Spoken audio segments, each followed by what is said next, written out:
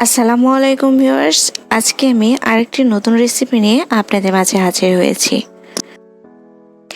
আজকে আমি আপনাদের সাথে ছোট মাছের একটি রেসিপি শেয়ার করব। আশা করছি আপনাদের সবার অনেক ভালো লাগবে।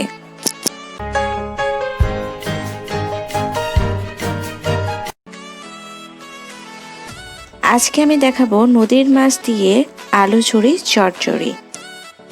ছোট মাছ আমাদের সবার অনেক পছন্দ, আর এটির আলু দিয়ে খেতে অনেক মজা লাগে।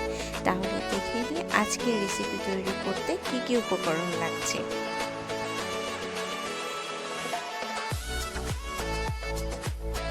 প্রথমে একটি বলে আমি নিয়েছি 1.5 কাপ পরিমাণ আলু ঝুরি করে। এর ভেতরে এখন দিয়ে দিয়েছি 1 কাপ পরিমাণ পেঁয়াজ কুচি। এর ভেতরে দিয়ে দেব 8 থেকে 10টি কাঁচামরিচ ফালি এবং স্বাদ অনুযায়ী লবণ। এবার আমি দিয়ে দিলাম 1 চা চামচ পরিমাণ লাল মরিচের গুঁড়ো, 1/2 চা চামচ পরিমাণ হলুদ গুঁড়ো। এবার দিয়ে দিচ্ছি 1 টেবিল চামচ পরিমাণ আদা রসুন বাটা।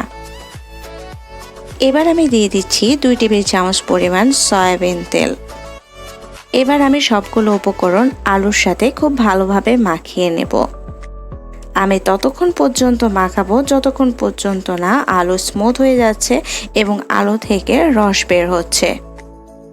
আপনারা নিশ্চয়ই দেখেই বুঝতে পারছেন আলুটা কতটাই স্মুথ হয়ে গিয়েছে। এবার আমি এর ভিতরে দিয়ে দিচ্ছি নদীর ছোট মাছ। এখানে বিভিন্ন রকমের মাছ রয়েছে, চিংড়ি মাছ রয়েছে, পুঁটি মাছ রয়েছে। আপনারা যে কোনো ধরনের ছোট মাছ ব্যবহার করতে পারেন। মাছ দেওয়ার পরে খুব বেশি নাড়াচাড়া করা যাবে না। এবার একটি কড়াইয়ে আমি দিয়ে দিচ্ছি 3 টেবিল চামচ পরিমাণ সয়াবিন তেল। তেলটা যখন গরম হয়ে আসবে তখন মাখিয়ে রাখা মাছ আর আলু তেলের ওপর খুব সুন্দরভাবে ছড়িয়ে দিতে হবে। এতে করে রান্নাটা অনেক সহজ হবে আর মাছের ভিতরেও মশলাগুলো খুব ভালোভাবে ঢুকে যাবে। এই পর্যায়ে আমি দিয়ে দিচ্ছি 1 কাপ পরিমাণ পানি। এবার হালকা করে নেড়ে দিয়ে ঢাকনা দিয়ে ঢেকে আমি রান্না করব 5 থেকে 10 মিনিটের মতো। এই সময় কিন্তু চুলার আঁচটা হাই হিটেই থাকবে। 5 মিনিট পরে আমি ঢাকনাটা তুলে হালকা করে নেড়ে দিয়েছি। এবার আমি ঢাকনা আবারও দিয়ে আরো কিছুক্ষণ রান্না করে নেব। যখন দেখব পানি অনেকটা শুকিয়ে এসেছে তখন চুলার আঁচটা কমিয়ে লো হিটে রাখবো।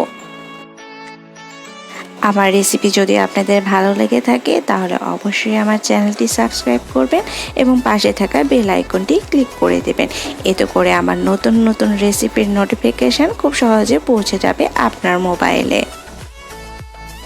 এ পর্যায়ে হালকা করে কিছুক্ষণ পর পর নেড়ে দিতে হবে। এক পর্যায়ে দেখবেন সবটুকুই পানি শুকিয়ে গিয়েছে। হয়ে গেল আমার আলু মাছের চচ্চড়ি।